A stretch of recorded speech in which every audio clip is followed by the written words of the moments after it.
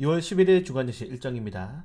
자, 지난주 뉴욕 증시는 다우는 살짝 조정이 나왔지만은 나스닥, S&P 500은 지속적인 강세를 이어가고 있습니다. 한 주간의 뉴욕 증시 상승 종목인데 엔비디아의 강세가 여전하죠. 그리고 마이크로소프트, 구글, 퀄컴 다른 반도체 종목들도 크게 탄력이 나오고 있는데 지금 최근에 미국 증시 월가에서는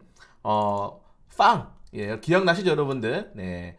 페이스북, 아마존, 애플, 넷플릭스, 구글 이렇게 빵 종목에 이어서 이제 매그니피센트까지 넘어갔죠. 네, 마이크로소프트, 애플, 테슬라, 엔비디아, 메타 플랫폼즈, 아마존, 알파벳. 자, 여기서 이제 매그니피센트도 이제 끝났다. 이제 반도체, 인공지능, AI5 이렇게 좀 보고 있습니다. 그래서 이제 매그니피센트 종목 중에서 테슬라가 지금 크게 하락이 났기 때문에 테슬라가 좀 탈락할 확률이 높고, 여기에 애플 또한 AI5 테마주에 편입이 되지 못하면서 전체적인 수급의 변화가 크게 두드러지고 있는 상황입니다. 이 AI5 같은 경우에는 마이크로소프트, 네, 그리고 브로드컴, 엔비디아, AMD, 그리고 TSMC 이렇게 있는데 과연 이 AI5 관련된 테마주들의 강세가 국내 증시에 어떤 훈풍을 가져다 줄지. 사실 인공지능의 필수 테마가 반도체지 않습니까? 그렇기 때문에 이 반도체에 대한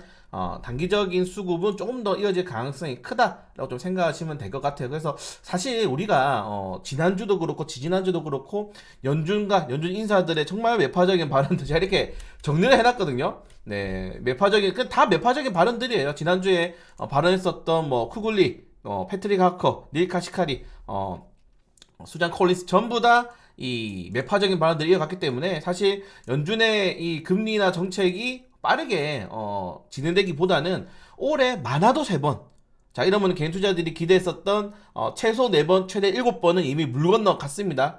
그리고 연준이 이제 제시했던 점도표도 사실은 사회에서 1에 줄어드는 거죠. 그렇기 때문에 만약에 금리나 한다 하더라도 보시는 것처럼 6월 달에 금리나 확률이 가장 높고요. 지금 80%가 넘고요. 5월 달에는 60% 정도, 네, 이렇게 보고 있습니다. 그리고 6월 이후에 다시 한번 더 금리나를 확률 같은 경우가 이제 9월 달에 좀 높고요. 그리고 그 다음에는 12월 달에. 그렇기 때문에 결국 올해 금리나가 정말 많이 일어난다 하더라도 4번. 그리고 너프하게 한 3번 정도로 생각하시면 될 것 같다. 자, 이것 때문에 이렇게 수급의 변화가 계속적으로 일어나고 있다고 좀 생각하시면은 좋을 것 같습니다. 왜냐면은 몰리는 거예요, 수급이. 우리나라 증시도 계속적으로 말씀드리는 것처럼 수급이 집중되고 몰리는 겁니다. 하나의 섹터와 테마에 이슈가 발생하면은 그쪽으로 루루 몰려버리는 겁니다. 그래서 당분간의 금리 인하는 쉽지 않다.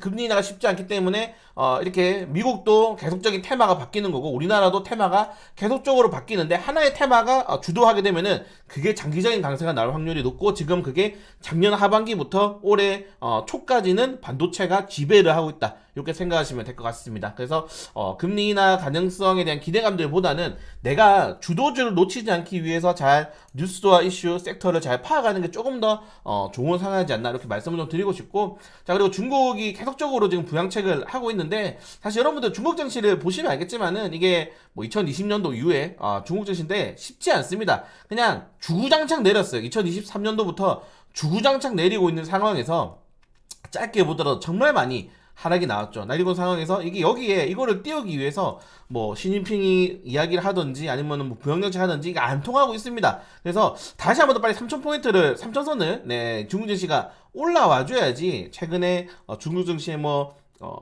지속되고 있는 그런 어떻게 보면은 평균적인 시선이라고 할까요? 왜냐면은 우리나라 같은 경우에는 중국과의 교육 비율이 20%나 차지하고 있습니다. 그러니까 중국이 죽든 살든 빨리 죽으면 안 돼요. 그러니까 어느 정도 경제가 돌아가는 상황이 유지가 돼줘야지 이건 우리나라에도 분명히 좋은 상황이라는 점을 꼭 여러분들은 아셔야 됩니다. 그래서 중국이 넘어가면 좋지 않느냐? 안 돼요. 20%나 차지하고 있습니다, 무역 비중을. 그렇기 때문에 중국이 빠르게 넘어가기보다는 좀 경기 부양정책 잘해서 좀 끌어올려서 우리나라가 중국 말고도 인도라든가 다른 국가들로 충분히 무역 이런 비중을 확보했을 때 그때 넘어지든지 말지 상관없는데, 지금 당장에 중국 증시가 무너져 버리면은 우리나라 같은 경우가 왜 계속 중국 증시 빠지는데 같이 빠지냐 물어보시는 분들이 많은데, 무역 비중이 높아서 그래요. 그러니까 증시라는 거는 말 그대로 그날의 경제는 한눈에 보여줄 수 있는 지표라고 생각하시면 될 것 같습니다. 그래서 경제가 좋은데 증시가 떨어진 날은 없잖아요, 세상에. 그래서 중국 증시가 좀 반등을 해주는 게 사실상 우리나라에게 조금 좋다라고 보시면 될 것 같고, 우리나라랑 좀 비슷했던 게 이 대만 증시였습니다. 사실은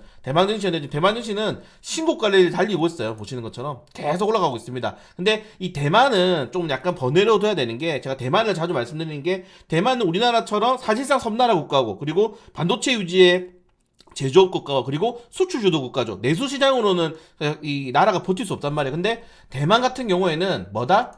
TSMC의 시가총액 비중이 35%입니다. 여러분들 만약에 우리나라 증시에 삼성전자가 35%를 차지하면은 지수가 3000포인트 진작에 달성했을 거예요. 근데 그렇게 안 되는 이유가 업종의 분산이 워낙 많이 돼서. 그래서 제가 드리는 말씀은 삼성전자도 올라야 되고, 그냥 대형주가 결국에는 반등이 나와줘야지 대만처럼 지수를 끌고 갈 수 있고, 지수가 올라야지 외국의 투자자들이 저 나라 증시 괜찮네, 대형주들이 좀 활발하네 하면서 수급이 들어올 수 있다는 겁니다. 그래서 다르게 수급을 좀 끌어들이기 위한 정책들이 아시아 증시에서 열심히 일어나고 있다는 점들, 특히 대만 같은 경우에는 TSMC는 그냥 말 그대로 국영기업급으로 밀어주고 있단 말이에요. 그래서 우리나라도 빨리 정부들이 기업 친화적인 정책들이 나와줘야지 이렇게 주식시장이든 뭐든 좀 살아날 수 있다는 점들, 이렇게 좀 체크하시면 될 것 같고, 그리고 밸류업 프로그램 요거 좀 재밌는데, 여러분들 밸류업 프로그램이 아직 가이드라인이 안 나왔어요. 그래서 제가 찾고 있는데도 안 나와가지고, 사실 이런 주요 내용들은 약간 어느 정도 내용도 짧게 한 겁니다. 오피셜이 아니에요. 근데 재밌는 게 뭐냐면은 페널티, 미제출 상장자 대상에게 네이밍 앤 세이밍, 회사 이름을 계속적으로 거론하면서 이 회사가 안 했다, 정부가 불이익 줄 수도 있을 거다라고 하면서 망신 주기 이런 페널티 가지면 안 되죠. 근데 사실은 여러분들 자사주를 매입하지 않는다고 해가지고 페널티를 주면 안 됩니다. 이건 주식시장에 위반되는 행위예요. 주식시장에, 어느 나라 주식시장에 정부가 직접적으로 뛰어들어서 거기서 규제를 만드는 겁니다. 규제를 만들면 안 되고 인센티브를 줘야죠. 일본처럼. 인센티브 같은 경우, 일본 같은 경우에는 자사주를 매입하고 주주환원을 잘하는 기업들에게 등급을 매깁니다. 그리고 그 등급을 매긴 기업들에게 우리나라 같은 경우는 연기금처럼 기업들의 어느 정도 퍼센티지를 주는 거죠. 예. 그래서 이런 것들이 조금 확대될 수 있게 좀 잘 가이드라인이 나와야 된다. 그래서 우리나라 같은 경우에는 제가 계속 강조드리는 것처럼, 아니 국민연금이 기업을 알아보지도 않고, 우리나라는 코스피 200, 코스닥 150에 편입되면은 연기금이라든가 기관들이 일정 비율을 보유해야 되기 때문에 묻지마세가 들어오잖아요. 그래서 세력들이, 제가 에코프로먼트 말씀드렸잖아요. 양극재 시장 다 죽어가는데 상장하자마자 코스피 딱 200에 우리 포함됩니다 하는 순간부터 연기금이 그냥 묻지마세가 들어와버리니까 그 세력들이 그것 때문에 밀어올리는 거거든요. 그래서 이런 것들을 좀 바꿔올 필요가 있다. 그래서 페널티를 주기보다는 적극적인 인센티브를 좀 주게 되면서 기업들이 좀 어떻게 보면 이제 본인들이 이거 해서 우리도 좀 인센티브 좀 받아보자, 그리고 주주들에게 우리 기업들을 좀 어필해보자, 좀 적극적으로 이제 본인들이 나서서 하는 그런 정책이 나와주가 되는 게 좀 필요하지 않을까, 이렇게 생각이 됩니다. 다만 괜찮은 거는 정부가 이렇게 계속적으로 지금 보시는 것처럼 자본시장 정책에 대해서 긍정적인 걸 많이 내밀고 있어요. 왜냐면은 더 이상 부동산 정책으로는 지금 MZ세대들, 우리가 흔히 말해서 미래 투표를 행할 수 있는 이런 사람들에게 크레디트 주기가 많이 힘듭니다. 이제 부동산은 사실상 건드릴 수가 없어요, 여러분들. 그냥 부동산은 사실 전 정부도 그렇고 지난 정부도 그렇고 이번 정부도 그렇고 그냥 이 똥인데 치우지는 못해. 그래서 계속 그냥 덮어두는 겁니다, 흙으로. 근데 언젠간 터지겠죠. 이게 이 폭탄이 언젠가는 터질 건데, 그 누구도, 여러분들 부동산 관련 정책에서 여당 야당 그 누구도 총대를 매려고 하지 않죠. 건들 수가 없어요. 이미 그건 건들 수가 없기 때문에 이제 주식시장 쪽으로 좀 시선을 돌리는데, 주식을 하는 우리 입장에서는 나쁘지 않는 상황이다라고 좀 생각하시면 될 것 같습니다. 이런 정도 내용이 좀 있었다. 네, 사실 우리가 금토일 동안 큰 이슈가 없었어요. 네, 큰 이슈가 나오지 않았기 때문에 그때까지 나왔던 이슈도 한번 체크하시면 될 것 같고, 자, 그리고 이번 주 가장 강세가 나왔던 게 역시 초전도체. 네, 요거 보시는 것처럼 네, 미국 물리학 해지. 요거는 제가 이거 관련해가지고 영상도 찍어드렸고, 그 이후에 진짜 많이 올랐죠. 네, 이제 조회수가, 이런 말 하면 그렇지만은, 어떻게, 이 조회수가 제일 높죠? 지금 여러분들 제가 영상들 이렇게 많이 올려드리는데, 이 파워로일 수산세탁기 거의 3,000회입니다.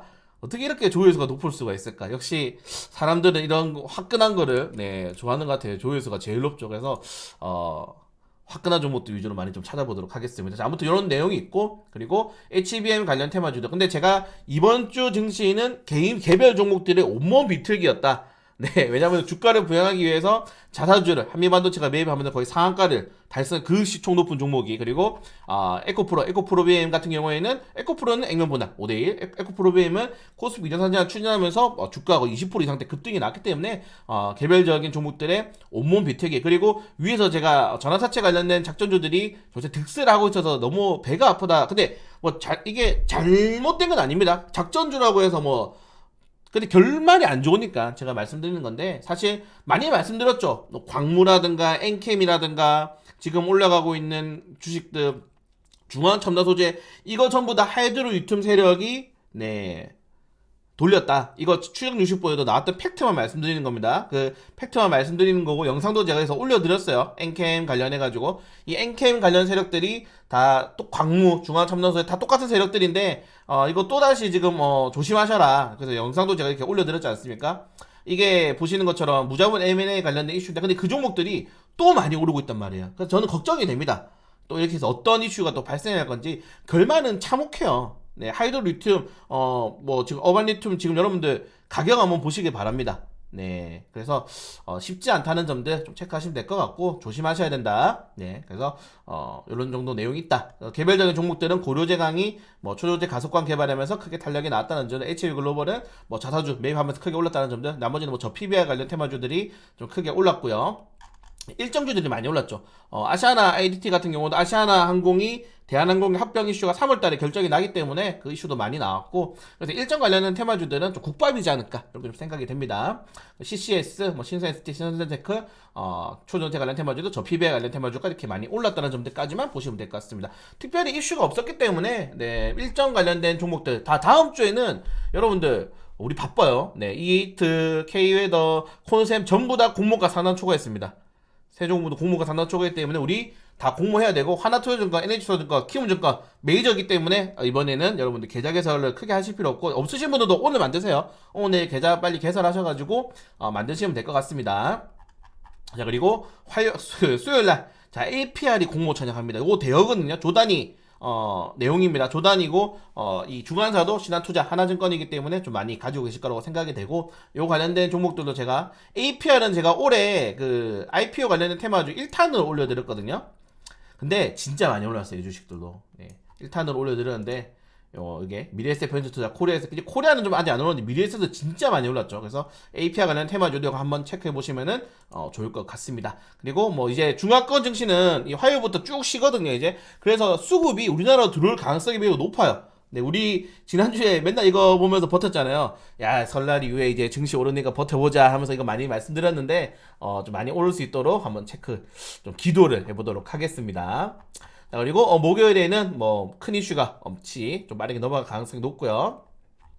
그리고 금요일 같은 경우에도 생산물 물가지수 발표를 하긴 하지만은 특별하게 큰 이슈가 없고 사실 주말 동안에 그 러시아 우크라이나 전쟁이 종료될 수 있다라는 재료가 나왔는데 이게 아직 오피셜이 아니라 가지고 이런 건 제가 또 월요일날 내일 있으니까 한 번 더 정리해서 올려드릴 거거든요. 그래서 금토 일요일날 나왔던 뉴스는 요 정도까지 좀 체크하시면은 좋을 것 같습니다. 그래서 내일까지 그냥 좀 긍정적으로 쉬셔도 되겠다.